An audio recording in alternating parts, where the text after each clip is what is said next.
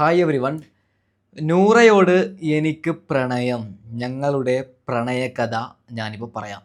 ഒരു കാര്യം പറയുകയാണ് പൊന്നാര മക്കളെ, ആദില നൂറ റിലേറ്റഡായി ഒരു വീഡിയോ ഞാൻ അപ്ലോഡ് ചെയ്തപ്പോൾ അതിന് താഴെ വന്ന കമൻ്റാണ്, നിനക്ക് നൂറയെ വളക്കാൻ വല്ല പ്ലാൻ ഉണ്ടോയെന്ന്.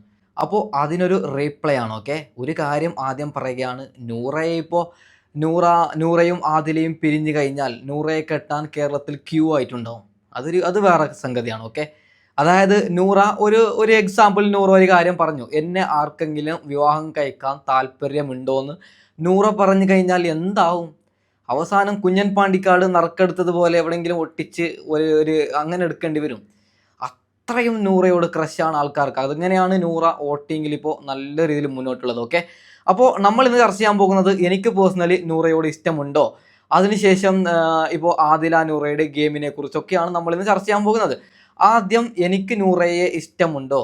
ഒരു ഇഷ്ടക്കുറവൊന്നുമില്ല. ഓക്കെ, അതായത് നൂറയെ വെറുതെ പറഞ്ഞത്, ഇനിയിപ്പോൾ ഇതിൻ്റെ കട്ട് എടുത്തിട്ട് ആകെ സീനൊന്നും ആക്കാൻ പാടില്ല. ഓക്കെ, വെറുതെ തമാശക്ക് പറഞ്ഞതാണ്. ഓക്കെ, പിന്നെ ആദില നൂറയുടെ ഗെയിം, പൊന്നുമക്കളെ, നൂറക്ക് ആദിലയെ കാണാൻ പറ്റുന്നില്ല, ആദിലക്ക് നൂറയെ കാണാൻ പറ്റുന്നില്ല. രണ്ടുപേരും കാണുമ്പോൾ പരസ്പരം അങ്ങനെയാണ് ഇടയ്ക്കിടയ്ക്ക് ലൈവിൽ കാണിക്കുന്നത്. അപ്പോൾ ആദില മുമ്പ് പറഞ്ഞത്, ഞങ്ങൾ സെയിം സെക്സ് ആഗ്രഹിക്കുന്നവരാണ്, അതായത് പുരുഷന്മാരെ ഞങ്ങൾക്ക് ആഗ്രഹമില്ല, അതുകൊണ്ടാണ് ഞങ്ങൾ രണ്ടുപേരും ഇങ്ങനെ ജീവിക്കുന്നത് എന്നാണ് ആദില പറഞ്ഞത്.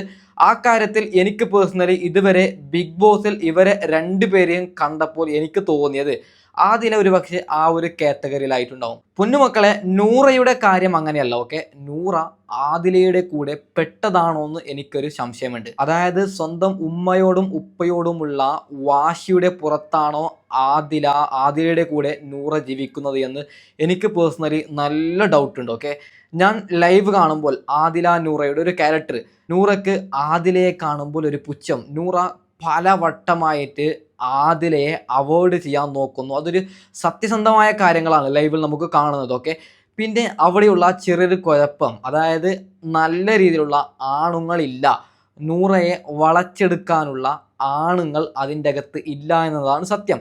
ആര്യനുണ്ട്, ആര്യന് ഒരു മണ്ടനാണ്, അവന് ലുക്കും കാര്യങ്ങളൊക്കെ ഉണ്ട്, ഒരു മണ്ടൻ. ഞാൻ ഒരു കാര്യം പറയുകയാണ്, ഇപ്പോൾ ആര്യന് നൂറയുടെ പിന്നിൽ നടന്നുകൊണ്ട് കുറച്ച് എങ്ങനെയെങ്കിലും ഒരു പ്രേമം അങ്ങനെ അഭിനയിക്കുകയാണെങ്കിൽ അതൊരു കളിയുടെ ഭാഗമായിട്ടെങ്കിലും എന്തുമാത്രം സപ്പോർട്ടായിരിക്കും ആര്യന് കിട്ടുന്നത്.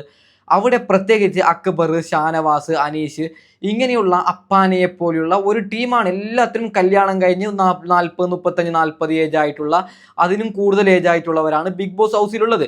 പിന്നെ ആരാണ് നൂറയെ വളക്കുന്നത്? നമ്മളതൊന്ന് ആലോചിക്കണം. ഓക്കെ, ബിഗ് ബോസിനെ ഞാൻ വെല്ലുവിളിക്കുകയാണ്, എന്നെ അതിൻ്റെ അകത്തേക്ക് നിങ്ങൾ കയറ്റുകയാണെങ്കിൽ ഉറപ്പായിട്ടും 10 ദിവസത്തിനുള്ളിൽ നൂറയെ ഞാൻ വളക്കും. അതായത് എനിക്ക് നൂറയുടെ കൂടെ ജീവിക്കാനൊന്നുമല്ല, ഗെയിമിൻ്റെ ഭാഗമായിട്ട് ഞാൻ നൂറയെ പ്രണയിപ്പിക്കും, ഞാൻ എൻ്റെ നൂറയാക്കി ഞാൻ മാറ്റും, അത് ഉറപ്പാണ്. ഓക്കെ, അതിനുള്ള ഗെയിമും അതിനുള്ള ഐഡിയാസും എൻ്റെ കയ്യിലുണ്ട്.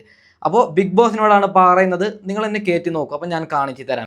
ഈസിയാണ്, നൂറയെ തിരിച്ചു കൊണ്ടുവരാൻ ഈസിയാണ്. നല്ലൊരു അവസരത്തിനായി നൂറ വെയിറ്റ് ചെയ്യുന്നു എന്നാണ് എൻ്റെ പേഴ്സണൽ അഭിപ്രായം. പക്ഷേ അവസരം കിട്ടുന്നില്ല.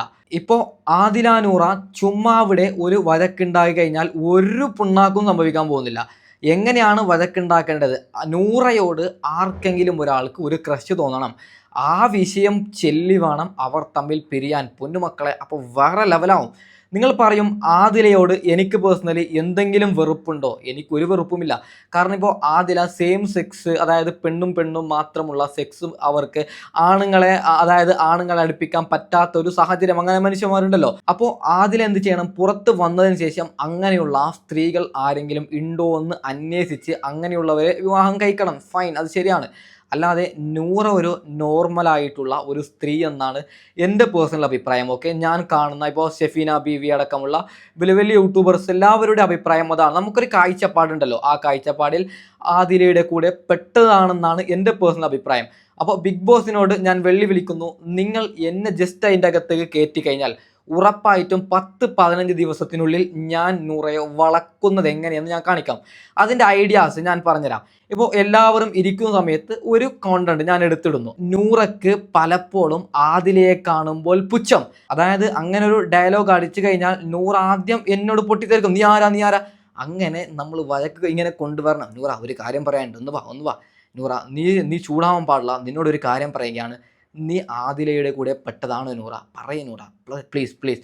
അങ്ങനെ പറയിപ്പിച്ചെടുക്കണം. അങ്ങനെ കഴിവുള്ള ഒരാളും ബിഗ് ബോസിനകത്തില്ല എന്നതാണ് സത്യം. ബിഗ് ബോസ് അവസരമുണ്ടല്ലോ, എന്നെ ഒന്ന് കയറ്റി നോക്കും, ഞാൻ എല്ലാം ചെയ്തോളാം. പിന്നെ ഏറ്റവും കൂടുതൽ വിവാദമായത് നൂറ ഒരു കാര്യം പറയുകയാണ്, സൗദി അറേബ്യയിൽ പഠിക്കുമ്പോൾ അറബി എന്നെ പീഡിപ്പിച്ചു. അതായത് പീഡിപ്പിച്ചു എന്ന് പറഞ്ഞാൽ നിങ്ങളൊക്കെ വിചാരിക്കുന്ന ആ പീഡനമല്ലെങ്കിലും നൂറയെ ക്രൂരമായി ആക്രമിച്ചു എന്നാണ് നൂറ പറയുന്നത്. അത് കളവെന്നാണ് കുറേ പേര് പറയുന്നത്. ഞാൻ പേഴ്സണലി 3 വർഷം സൗദി അറേബ്യയിൽ പണിയെടുത്ത ഒരാളാണ്.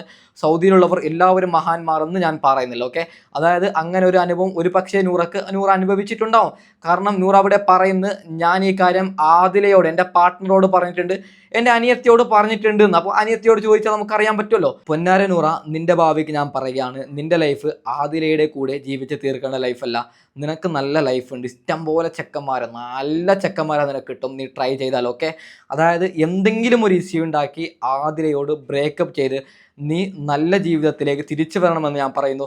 പിന്നെ ആദിലയോട് ഒരു കാര്യം പറയാനുള്ളത്, പൊന്നാര ആദില, നീ അതായത് സെയിം സെക്സ് ആഗ്രഹിക്കുന്ന ഒരാളെന്ന്, നീ അതായത് പെണ്ണുമായിട്ടുള്ള സെക്സാണ് ഞാൻ ആഗ്രഹിക്കുന്നത് എന്ന് അനീഷിനോട് നീ പച്ചക്ക് പറഞ്ഞത് ഞാൻ കേട്ടിട്ടുണ്ട്.